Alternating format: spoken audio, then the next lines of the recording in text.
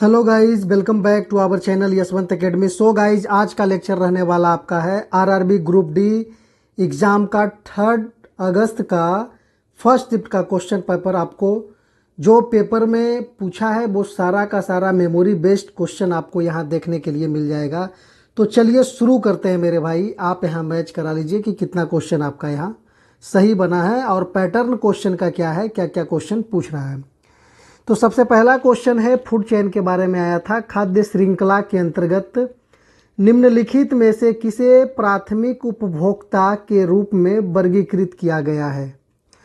Primary consumer के बारे में पूछा है खाद्य श्रृंखला में। ऑप्शन ए शेर था, मेढक था, टिड्डा में हिरन या खरगोश और बाज था। तो ये आपका ऑप्शन सी बिल्कुल सही हो जाएगा। टिड्डा, हिरन या खरगोश, ये सब ऑप्शन सी आपका बिल्कुल राइट आंसर हो जाएगा। अगला क्वेश्चन नंबर 2 आपसे पूछा था निम्नलिखित रासायनिक अभिक्रिया का मुख्य उत्पाद यानी प्रोडक्ट क्या होगा। NaOH प्लस HCl को जब रिएक्शन कराएंगे तो अभिक्रिया क्या बनेगा। तो इसका राइट आंसर हो जाएगा NaCl प्लस H2O का निर्माण होगा। यह एक उदासीनीकरण अभिक्रिया है। ये जो अभिक्रिया है उदासीनीकरण अभिक्रिया है जहां सोडियम हाइड्रोक्साइड एक क्षार और हाइड्रोक्लोरिक एसिड एक अम्ल प्रतिक्रिया करके सोडियम क्लोराइड और पानी बनाते हैं। सोडियम क्लोराइड और पानी बनाते हैं। Na का मतलब सोडियम, Cl क्लोराइड, फिर आपका H2O जल होता है मेरे भाई। तो ऑप्शन बी बिल्कुल राइट आंसर है। अगला क्वेश्चन आपका पूछा था 6 से 8 अप्रैल 2026 को आयोजित भारतीय रिजर्व बैंक RBI की मौद्रिक नीति समिति MPC की बैठक कौन से नंबर की बैठक थी, मतलब कैबिन नंबर की ये बैठक थी। तो ये 58 नंबर 58वीं बैठक थी आपका 6 से 8 अप्रैल में जो भारतीय रिजर्व बैंक की मौद्रिक नीति समिति का बैठक हुआ था। 58वीं बैठक था आपका। ऑप्शन ए बिल्कुल राइट आंसर है। क्वेश्चन नंबर अगला आपका है 26 अक्टूबर 2026 को आयोजित होने वाला 17वां वार्षिक बैलन डी ओर समारोह पहली बार पेरिस से बाहर निम्नलिखित में से किस शहर में आयोजित किया गया। तो ये आपका राइट आंसर था इसका मैड्रिड। इसका राइट आंसर था मैड्रिड। 17वें बैलन डी ओर समारोह का आयोजन मैड्रिड में किया जाएगा। ये ऑप्शन ए आपका बिल्कुल राइट आंसर है। अगला क्वेश्चन आपसे पूछा था वर्ष 2026 में युवाओं के सर्वांगीण विकास के लिए खेल, संस्कार और सफलता की नई उड़ान टैगलाइन के साथ किस राज्य सरकार ने ग्रीष्मकालीन खेल शिविर आरोह 2026 पहल की शुरुआत की है। तो ये गवर्नमेंट हो जाएगा आपका, राजस्थान गवर्नमेंट ने इस चीज़ को शुरू किया था। ऑप्शन बी आपका बिल्कुल राइट आंसर है। अगला क्वेश्चन आपसे पूछा था दिसंबर 2025 में आयोजित RBI की मौद्रिक नीति समिति की बैठक में रेपो रेट को घटाकर कितना निर्धारित किया गया था जिसे वर्ष 2026 की बैठकों में भी यथावत रखा गया। तो इसका राइट आंसर हो जाएगा 5.50। 5.5% आपका मौद्रिक नीति समिति के बैठक में रेपो रेट को घटाकर निर्धारित किया गया है। ये ऑप्शन ए आपका बिल्कुल राइट आंसर है। अगला क्वेश्चन आपसे पूछा था हाल ही में चर्चा में रहा प्रोजेक्ट सूर्या। प्रोजेक्ट सूर्या जो भारत के भावी next generation launch vehicle NGLV से संबंधित है, किस संगठन द्वारा लॉन्च यानी शुरू किया गया है। तो ये आपका राइट आंसर हो जाएगा इसरो के द्वारा। इसका राइट आंसर है ISRO, Indian Space Research Organisation. ISRO ने इस चीज़ को शुरू किया है। ये भावी नेक्स्ट जनरेशन लॉन्च व्हीकल की तकनीक और विकास से संबंधित है जिसको प्रोजेक्ट सूर्या के अंतर्गत डाला गया है। चलिए अगला क्वेश्चन आपका पूछा है विश्व बैंक द्वारा संशोधित $3 प्रतिदिन 2021 PP की नई अंतर्राष्ट्रीय गरीबी रेखा के आधार पर वर्ष 2022-23 में भारत में अत्यधिक गरीबी दर कितनी दर्ज की गई है। तो ये आपका है 2.3% भारत का $3 प्रतिदिन पीपीपी की नई अंतर्राष्ट्रीय गरीबी रेखा के आधार पर ये आंकड़ा दर्ज किया गया है। ऑप्शन ए बिल्कुल राइट आंसर है। चलिए अगला क्वेश्चन पूछा है मई 2026 के मध्य में किस राज्य में आए विनाशकारी आंधी तूफान, बिजली गिरने और भारी बारिश के कारण राज्य के 26 जिले प्रभावित हुए और 111 लोगों की जान चली गई। तो ये जगह आपका बिहार है। ये बिहार में मई 2026 में बिहार राज्य ने इस विनाशकारी आंधी तूफान का अनुभव किया था, जिसमें बड़े पैमाने पर तबाही हुई और जान माल का नुकसान भी हुआ था। तो इसका राइट आंसर आपका बिहार है। अगला क्वेश्चन आपका है इसरो से। इसरो ने 2 नवंबर 2025 को श्रीहरिकोटा से LVM-3M5 रॉकेट, जिसका नाम है बाहुबली, का उपयोग करके देश के सबसे भारी संचार उपग्रह 4400 किलोग्राम को किस नाम से लॉन्च किया था। तो इसका राइट आंसर है आपका, इसका राइट आंसर हो जाएगा GSAT-20। कहाँ है इसमें ऑप्शन, तो चलिए नहीं है, तो ये आपका ऑप्शन हो जाएगा इसमें GSAT-20 जो था, यही आपका राइट आंसर था मेरे भाई। चलिए अगला क्वेश्चन आपका सीबीआई है। सीबीआई द्वारा साइबर गुलामी और वैश्विक डिजिटल अरेस्ट, वित्तीय धोखाधड़ी नेटवर्क के खिलाफ की जा रही धोखाधड़ी नेटवर्क के खिलाफ अंतर्राष्ट्रीय जांच मुख्य रूप से एशिया के किस भाग या क्षेत्र से संचालित सिंडिकेट्स पर केंद्रित है। तो ये आपका हो जाएगा दक्षिण पूर्व एशिया सिंडिकेट्स पर यह केंद्रित है। इसका राइट आंसर ऑप्शन बी बिल्कुल राइट हो जाएगा। अगला क्वेश्चन आपसे पूछा था मार्च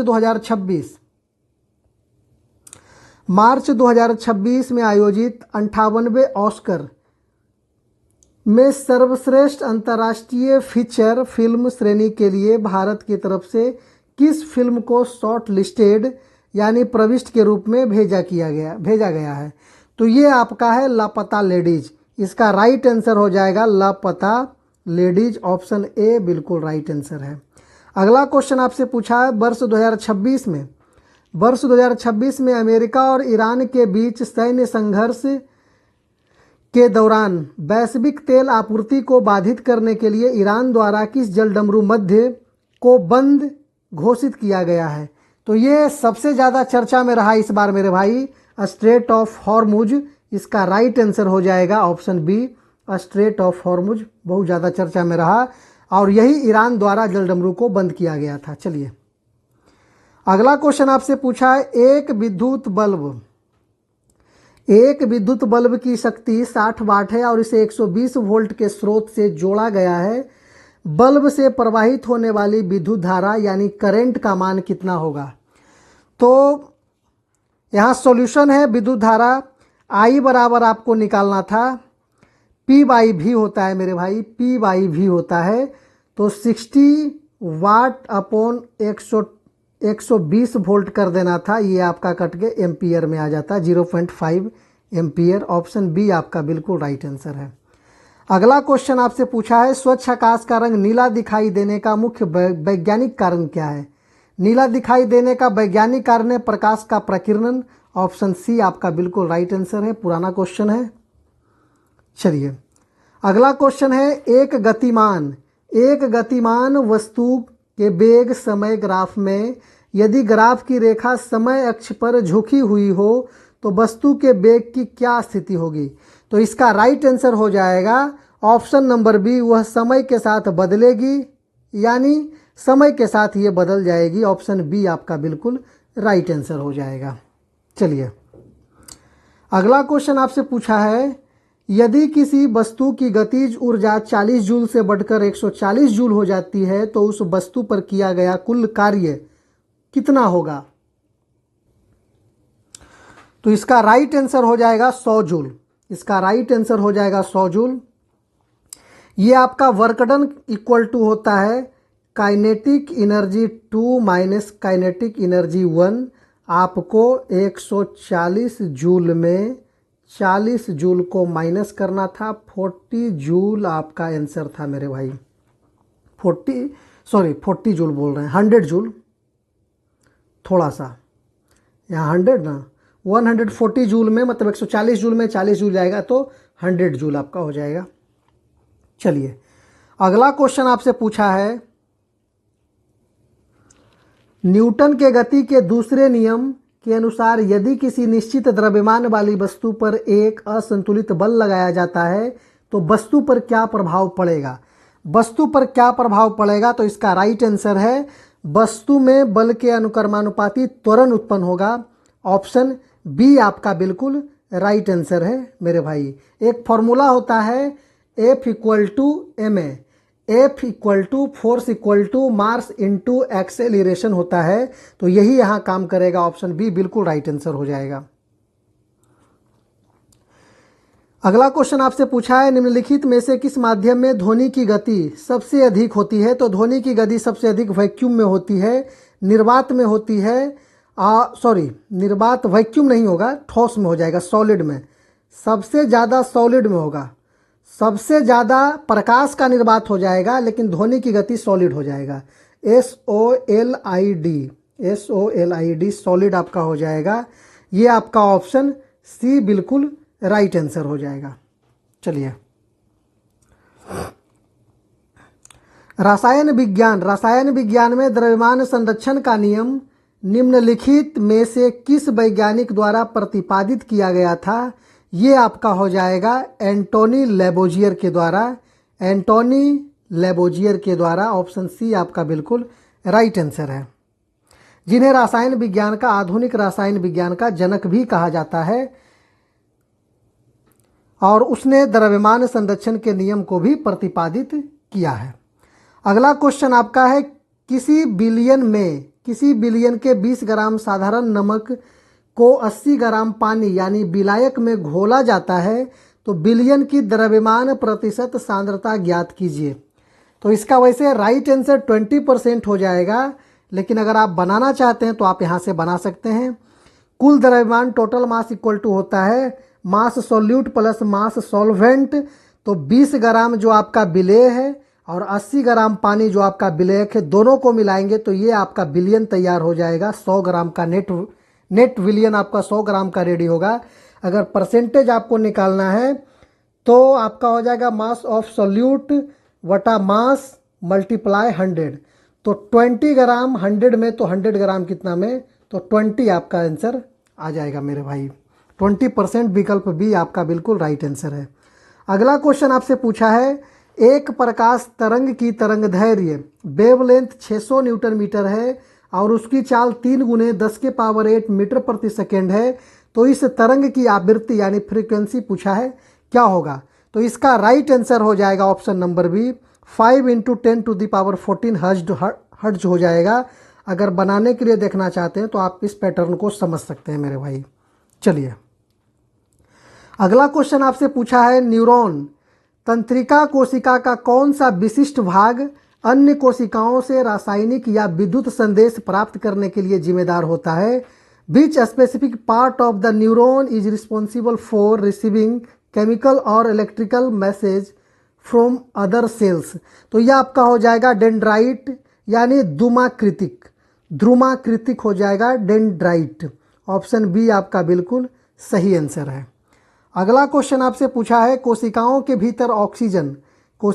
भीतर ऑक्सीजन की उपस्थिति या अनुपस्थिति में ग्लूकोज के विखंडन का मतलब टूटना से जैविक ऊर्जा एटीपी उत्पन्न होने की प्रक्रिया को क्या कहा जाता है।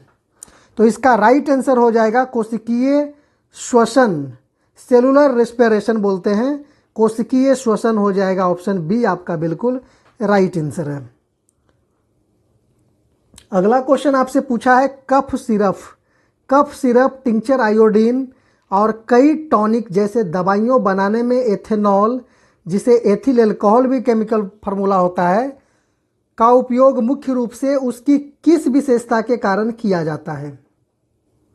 तो इसका उपयोग किया जाता है, एक अच्छा सॉल्वेंट होता है, एक अत्यंत उत्कृष्ट विलायक होता है, इसलिए कफ सिरप में टिंचर आयोडीन और कई टॉनिक जैसे दवाइयों में इसका उपयोग किया जाता है।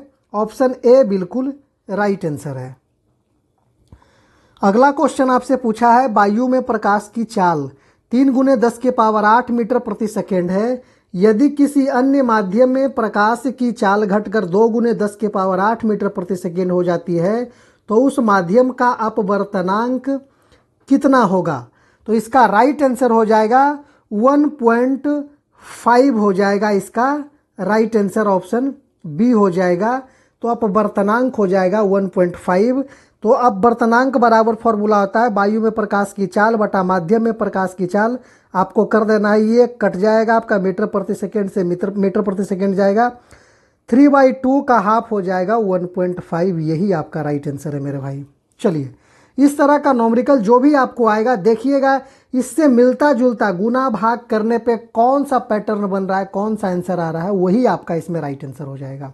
तो ये चीज़ को भी थोड़ा ध्यान देना है।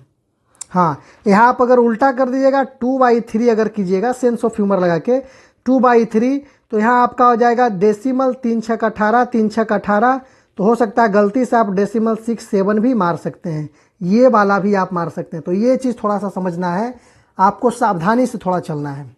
चलिए, अगला क्वेश्चन आपसे पूछा है, निम्नलिखित में से कौन से पदार्थ यौगिक अपघटन डीकम्पोजिशन अभिक्रिया प्रदर्शित करते हैं? तो ये आपका हो जाएगा 1, 2 और 3, तीनों इसका राइट आंसर है। AgBr यानी सिल्वर ब्रोमाइड, कैल्शियम कार्बोनेट और H2O, 1, 2, 3 इसका तीनों राइट आंसर है। 1, 2, 3 तीनों इसका सही आंसर है मेरे भाई। तो चलिए, इस लेक्चर में इतना ही। आपको मिलते हैं फिर अगले लेक्चर में। तब तक के लिए धन्यवाद। वीडियो अगर अच्छा लगा तो लाइक भी कीजिएगा, चैनल पे नए हैं तो सब्सक्राइब भी कीजिएगा। धन्यवाद।